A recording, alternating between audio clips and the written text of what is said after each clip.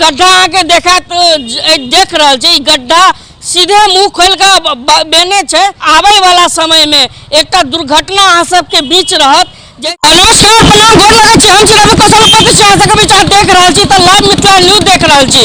अखन हम मधुबनी के गांधी चौक पर छी और गांधी चौक पर देख रहल छी जे एता सुरक्षा करे के लेल एता सड़क पर जे छे एक पिलर रखल गेल छे दुनू बगल। मधुबनी के अखन हम सब गांधी चौक पर छी और गांधी चौक पर देख सके छी ई जे हाल छे केनाल के स्थानीय लोग सब के द्वारा पता चलल जे एता जेसीबी जे आयल रहे और जेसीबी से नगर निगम के वर्षन केनाल के सफाई होई छे और सफाई के दौरान जे छे पिलर के एता पर से जे छे तोड़ के गिरा देल गेल।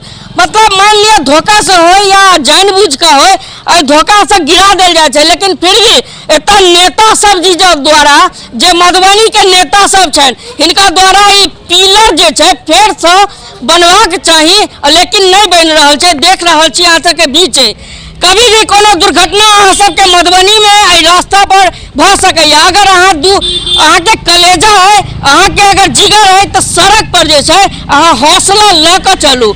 या तो एक बगल जे छे पाया छे और दोसर बगल जे छे नहीं छे कखनो किछ भ सकै छे। अगल बगल में जे छे अहाँ के स्कूल भेटत स्कूल के विद्यालय के जे छे गाड़ी सब ई सब आई द के जाइत रहे छे और अहाँ सब के बीच रहैया। देख सके छी मुंह बेने ई गड्ढा अहाँ के इंतजार कर रहल है जे कखनो एता हादसा भ रहल छे। मधुबनी के नगर निगम क्षेत्र के जे हालत है 1 नंबर वार्ड से लेकर 45 तक यहाँ सब के बीच छे और कहीं भी यहाँ के बदलाव नजर नहीं आ सकैया।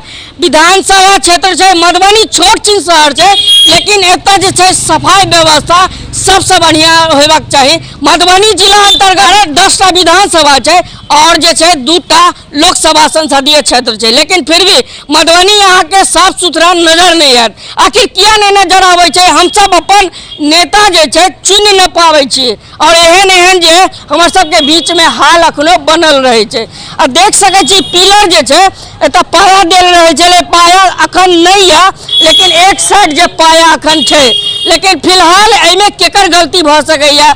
नगर निगम के सफाई कर्मी आवे छे जेसीबी के साथ और केनाल के जे छे सफाई होय छे। केनालो पर हम एकटा खबर बनेने रही जे केनाल के सफाई नहीं होय छे लेकिन हमरा नहीं लगैया ई जे जेसीबी आयल छले त एकर साफ सफाई भेल हेते।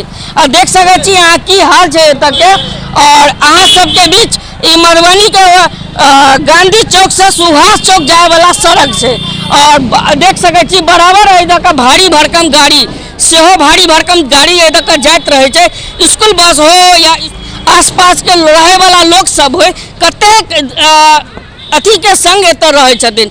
हम चाहब जे अहाँ वीडियो के बेसी से बेसी शेयर करू और मधुबनी के हर नेता सब के बीच ई खबर पहुँचाऊ जे मधुबनी के गांधी चौक पर जे पुलिया छे ई आखिर तोड़ल गेले तो एकरा बनावल किया नहीं गेले। आखिर ई बनते तखने एतऽ के आसपास के स्कूल सब के बच्चा सब जे एतऽ से बस से जाए छे या साइकिल से जाए छे एहि के लेल एतऽ के लोग भी जिम्मेदार छे। और वीडियो के अहाँ सब बेसी से बेसी शेयर करू। बहुत बहुत धन्यवाद।